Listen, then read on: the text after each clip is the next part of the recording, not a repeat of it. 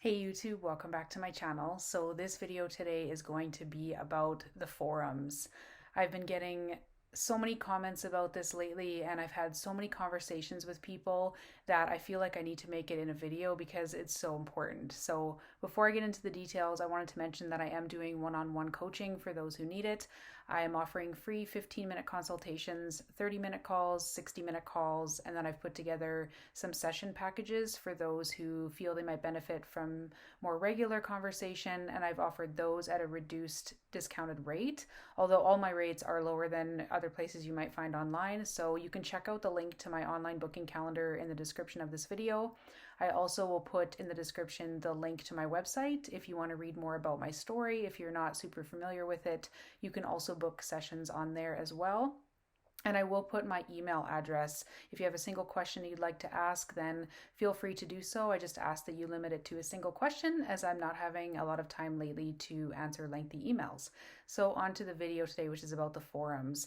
So I've said this in other videos, I've mentioned it many different times, and so this is a whole video covering this topic, that the forums, in my personal opinion, are a double-edged sword. So I'm sure that all of the forums, all of the groups on all social media, so there's Reddit, there's the Benzo Buddies, Surviving Antidepressants, there's all of the Facebook groups covering every single drug, akathisia, all of them.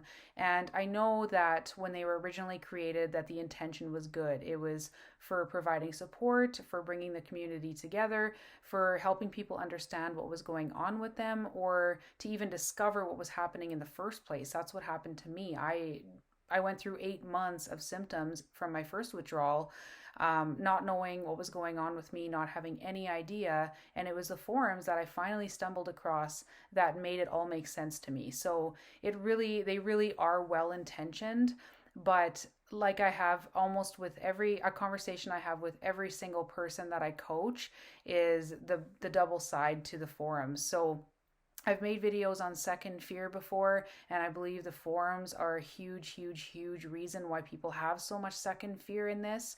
So, what happens is, like I said, people will come across what's been going on with them. It'll all make sense to them because they find these forums, but then it crosses over this threshold where people go down these toxic rabbit holes where it becomes, just reading horror story after horror story after horror story, or you're searching frantically in the search bar for someone who has your particular symptom, and if you don't find it, or if you find something that's close but not exactly, then your mind just goes to all these crazy places. Well, there must be something else wrong with me, or this must mean that I'm an anomaly and I'm never going to heal. Now, obviously, you want to get things checked out. Like if you really truly believe that there's something else going on with you, or even just for the peace of mind, get yourself checked out by your doctor. Have all of the tests run, explain to them your symptoms, and get all the tests done or whatever they're recommending, just so you can know that that's all eliminated, and then come back to this, which is very likely going to be the problem is the drug. And so, like I said, you're frantically searching for your symptom, and there's just so many different bad ways that the forums can go. And there's the searching for your particular symptom. If you don't find it or don't find the exact manifestation of it, then that creates fear. Or you might read you almost get addicted to reading the horror stories. It's I'm not convinced it's not a symptom in itself. And you have to read, everybody who is protracted for 5 years or longer, or 10 years or longer, or people who didn't make it. Or you might decide to find someone that you, on one of the threads, or just their introduction and update or whatever, and you're like, oh, this person has 78 pages of content. I'm going to read through every single one. And then you start following them, and then the next day you log in, well, I wonder how they're doing because they sound a lot like me. And then they don't post, or you check back on someone that you used to follow every single day and you haven't checked up on in a while. Oh my god, they haven't posted in a couple of months. What happened? Did they die? Where did they go? Are they in the psych ward? And your mind just goes to these crazy places. I mean, you're already in such a vulnerable spot from the chemical changes, from everything the drug has put you through, and now you're going down these rabbit holes, these horror stories. You're assuming things. And even if somebody did disappear from a thread, Another thing that happens is sometimes people will update their thread every single day, and so you're just like, I gotta read what they wrote today, and oh, why aren't they getting any windows, or they are getting windows and I'm not. Well, that must mean that I'm never gonna recover. No good comes of this, really ever. No good comes of being on the forums long term. The best thing to do is to go on there, figure out what's going on. Okay, this is drug withdrawal. I'm gonna listen to what the people who have succeeded and come out the other side say, which the biggest factor is time. And you might try supplements here and there, different treatments, and some work for people and some don't, and that's fine. Like, I'm not deterring anyone from trying anything, but once you kind of have the knowledge, then the best thing you need to do is step away, because it just becomes toxic. Another good thing about the forums, obviously, and something that was such a blessing for me, is I was able to find, at first it was just a couple of women where it's like, hey, we're all about the same time off drugs. Most of us were polydrugged. A lot of us had akathisia. I shouldn't say a lot because I just said a couple people. But the couple of people that I connected with early on in my journey were bad. They were very similar to me. So we started chatting regularly, and then it went to video chats, and then they knew a couple of people, and then they knew a couple of people. And eventually we had this group of about 10 of us that we really carried each other through the worst of the worst. We were all in acute, and it was integral to my recovery. I've shared very openly about that, having that support of people who understood.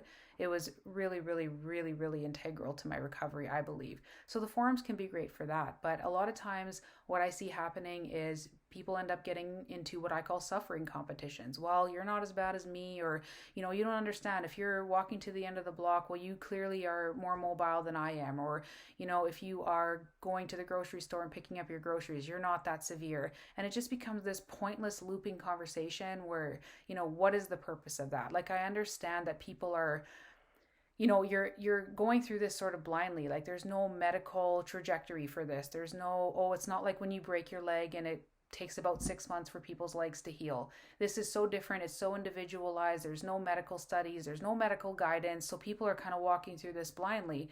And so it's understandable that they want to, commiserate with other people, but it quickly can become this toxic suffering competition. And really, there's no purpose to that, because even if you find someone who say nobody's as bad as you and you are the worst one in your mind that there possibly ever is, what's the point of that? Like, it doesn't serve any purpose, and none of this is quantifiable. So you still have to understand that even if you are having these discussions about symptoms, you can't quantify who's the worst. It's not like when you have diabetes. My diabetes was so severe before I became diagnosed.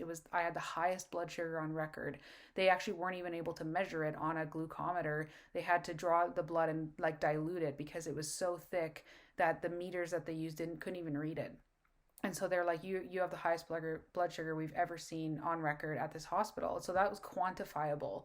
But what we go through is not quantifiable. It's still mostly, symptoms based and subjective, like what the person is experiencing on the inside, their symptoms. They're listing them off. And so you can't quantify it. So there's just no point in having those conversations. And that's something that happens all of the time in these groups.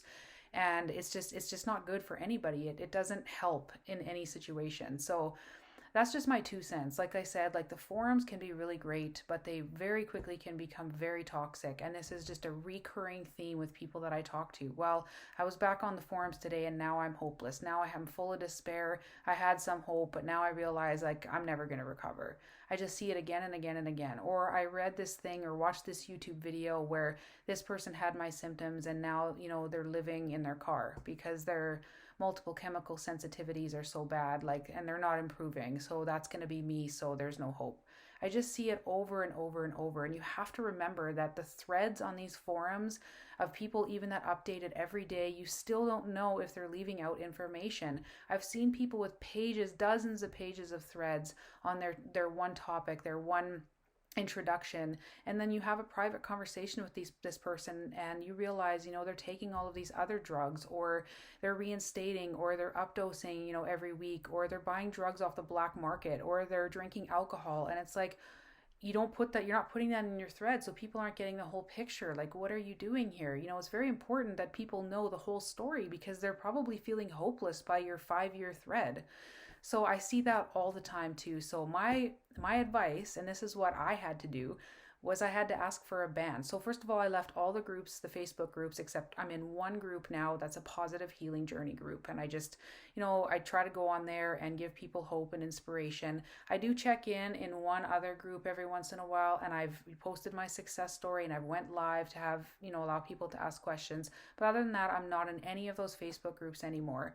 And as far as the forums, I had to ask for a ban on Benzo Buddies because it was becoming a part of my routine. I would wake up in the morning, oh, I have to check in on this person. Did they have a window? They reinstated. Are they getting better? Maybe I should reinstate, or maybe I should taper, or maybe I shouldn't have this, that, and the other thing. It just was going round and round in my head. It was giving me so much anxiety. I was like, I've been doing this for so long. It's not getting me anywhere. It's pointless, but I can't stop. So I asked them to ban me. They were very gracious. They're like, yeah, we get these requests all the time. How long do you want to be banned for? So you can give them a time range or a time frame. Well, I need 6 months off, or I need a year off, or I need a permanent ban, or whatever. And they'll say, okay, you're banned, and you can't sign in, and you can't check up on people, and you can't see the people you've been following. And it's not all the forums will do that, but Benzo Buddies will do it. So I highly recommend doing that if you're at the point where your checking in is just becoming toxic. You're not looking for healing buddies anymore. You're not really reading the success stories. You're on the protracted board now. You have to read everybody who's protracted and why. And yeah, I just see it again and again. I went through it for a very long time. Ask for a ban, get yourself off of the groups, or just like copy paste or take screenshots of the success stories that you need to read over and over and over. Obviously, that's a positive part of the forums. So I had to make a video on this topic because, like I said, I went through it for a very long time.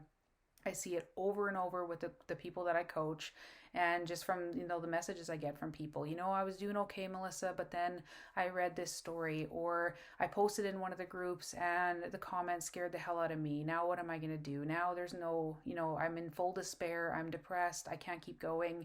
And it's that to me just shows that it's toxic, And so that's my 2 cents. Let me know if that's been your experience. Are you still on the forums? Do you benefit from them? Have you been able to pull some positive support from it, either through success stories or finding a healing buddy? What's your experience like? I feel like I already know the answer, but I'm always curious to know your thoughts and your comments. So leave them below.